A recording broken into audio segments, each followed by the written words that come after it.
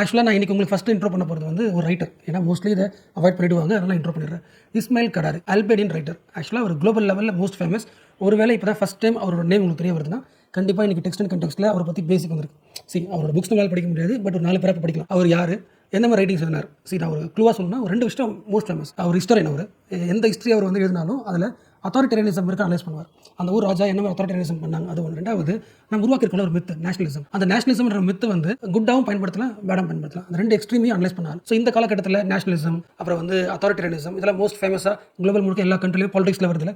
அதனால again Ismail கடாரி famous ஆகிறார். உங்களுக்கு தெரியும் UPSC mains answer writing most complete ஆகிட்டு இருக்கு. நிறைய கோர்ஸ் எழுதுறாங்க, நிறைய அண்டர்லைன் பண்ணிடுறாங்க. வேர்ல்டு ஹிஸ்ட்ரியில் rise of nationalism, rise of authoritarian government அப்படி வந்துச்சுன்னா கூட இவர் கோட் பண்ணலாம். ஏன்னா மேன் புக்கர் பிரைஸ் அவார்டு வாங்கினாலும் உங்களுக்கு எல்லாருக்கும் தெரியும் நினைக்கிறேன். நீங்கள் ஸ்காலர்லி ஒரு லிட்ரேச்சரில் ஒரு ஃபேமஸ் பர்சனாலிட்டி தெரிஞ்சுக்கணும் அப்படின்னா மேன் புக்கர் பிரைஸ் அவார்டு வாங்கணும் பார்ப்போம்ல, அது வாங்கினாலும் இவரை கோட் பண்ணி அத்தாரிட்டேரியனிசம் கோட் எழுதுனீங்கன்னா வர்த்தா இருக்கும்.